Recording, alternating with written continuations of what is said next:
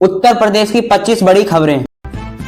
उत्तर प्रदेश के युवाओं को खेलों में आगे लाने के लिए सरकार ने आज प्रदेश के हर ब्लॉक में एक मिनी स्टेडियम बनाने की मंजूरी दी है। इन स्टेडियमों में दौड़ने के लिए ट्रैक और वॉलीबॉल, कबड्डी और कुश्ती के लिए आधुनिक कोर्ट व अखाड़े होंगे। मुख्यमंत्री ने खेल विभाग को निर्देश दिए हैं कि ग्रामीण क्षेत्रों की खेल प्रतिभाओं को निखारने के लिए कोचों की सुनिश्चित की जाए और उन्हें अच्छी डाइट दी जाए। सरकार का लक्ष्य है कि इंडिया खेलों के अभियान की तरह यूपी से अधिक खिलाड़ी ओलंपिक और एशिया खेलों में पदक जीतें। इन स्टेडियम में जिम की सुविधा भी होगी ताकि युवा शरीर रूप से फिट रख सके।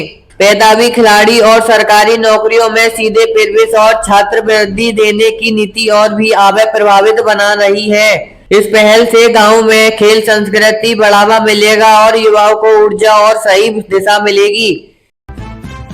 समाजवाद पार्टी के राष्ट्रीय अध्यक्ष अखिलेश यादव ने आज लखनऊ से एक प्रेस कॉन्फ्रेंस के दौरान योगी सरकार की नीतियों पर जमकर निशाना साधा है। उन्होंने आरोप लगाया है कि प्रदेश में कानून व्यवस्था पूरी तरह ध्वस्त हो चुकी है और प्रशासन केवल आंकड़ों की बाजीगरी कर रहा है। अखिलेश ने विशेष रूप से पीडीए, पिछड़े, दलित, अल्पसंख्यक के दोहराते हुए कहा है कि आगामी चुनावों में यही गठबंधन सरकार की विदाई का कारण बनेगा। उन्होंने युवाओं की बेरोजगारी और पेपर लिंक के मुद्दों पर उठाते हुए कहा है कि सरकार युवा के भविष्य के साथ खिलवाड़ कर रही है। सपा प्रमुख ने कार्यकर्ताओं को निर्देश दिए हैं कि वे गांव-गांव जाकर सरकार की विफलताओं को जनता के सामने रखें। उन्होंने यह भी संकेत दिए हैं कि पार्टी अब छोटे-छोटे क्षेत्रीय दलों में ही साथ अपने रिश्तों को मजबूत करेगी ताकि विपक्ष एकजुट बनी रहे। भारतीय जनता पार्टी ने आगामी स्थलीय और निगमों को चुनाव को देखते हुए नकला स्थित पार्टी मुख्यालय में उच्च एक स्तरीय बैठक बुलाई है। इस बैठक में मुख्यमंत्री योगी आदित्यनाथ और प्रदेश अध्यक्ष भूपेंद्र चौधरी ने संगठन के पारदर्शियों के जीत का मंत्र किया है। सरकार ने मंत्रियों को निर्देश दिए हैं कि वे अपने परिवार वाले जिलों में जाकर जनता से सीधा संपर्क करें और सरकारी योजनाओं को सीधा लाभधारी के मिले। पार्टी ने मुक्त जीतों पर चुनाव जीते संकल्प के साथ पत्रा प्रमुख की नियुक्ति को अंतिम रूप देने का काम शुरू कर दिया है। मुख्यमंत्री स्पष्ट किया है कि कार्यों में किसी भी तरह कोताही बरसत नहीं की जा सके। भाजपा ने अब सोशल मीडिया के माध्यम से विपक्षी नेगेटिविटी को काटने के लिए एक नई डिजिटल टीम भी तैयार कर रही है जो सरकार की उपलब्धियों को घर घर पहुंचा सकती है। बहुजन समाजवाद पार्टी ने सुप्रीमो मायावती ने आज दिल्ली में यूपी के वरिष्ठ पदाधिकारी के साथ एक गुप्त बैठक की है जिसमें पार्टी के पुराने वोट बैंक को वापस लाने की रणनीति तैयार की जा रही है। उन्होंने कहा है कि विपक्ष और सत्ता पक्ष दोनों के दलितों को बिछड़ों को गुमराह कर रहे हैं। मायावती ने साफ किया कि बसपा आने वाले चुनाव में किसी भी बड़े दल के साथ गठबंधन नहीं करेगी और अपने दम पर चुनावी लड़ेगी। उन्होंने पार्टी के केंद्र को मजबूत करने के लिए नए सिरे के सदस्यता अभियान चलाया है। विशेष रूप से पश्चिम रूप में भाईचारा कमेटियों को फिर से सक्रिय किया जा रहा है ताकि सार्वजनिक हिताय की नीति को बल मिले। भाजपा प्रमुख ने यह भी चेतावनी दी है कि नेता अनुशासनहीनता करेगा तुरंत पार्टी से बाहर रास्ता दिखाया जाएगा।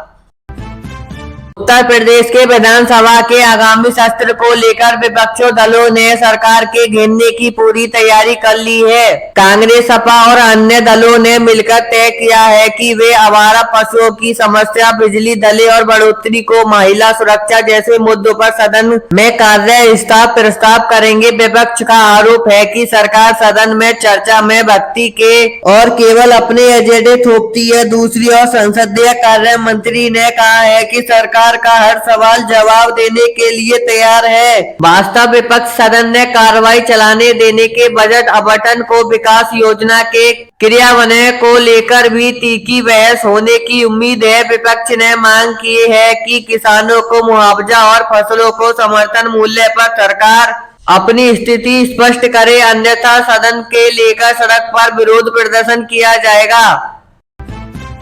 लखनऊ के गलियारों में एक बार फिर से योगी मंत्रिमंडल के प्रस्ताव को लेकर चर्चा तेज हो गई है। सूत्रों के मुताबिक केंद्र और राज्य नेतृत्व के बीच हलिया बैठक में कुछ नए चेहरों और शामिल करने और कुछ मंत्रियों की छुट्टी करने का सहमति बनी है। इस प्रस्ताव का मुख्य उद्देश्य क्षेत्रीय और जातीय समीकरणों को समाधान साधना है ताकि आगामी लोकसभा से पहले हर वर्ग में प्रतिबंध मिल जा सके।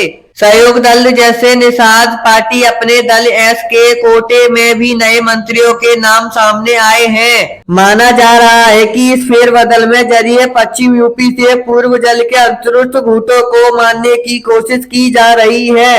नए मंत्रियों के चयन में उस रिपोर्ट को कई संगठन के उपयोग योगदान के प्राथमिकता दी जा रही है। जल्द ही राज्य भवन में शपथ ग्रहण समारोह की तारीख घोषित होने की संभावना जताई जाएगी।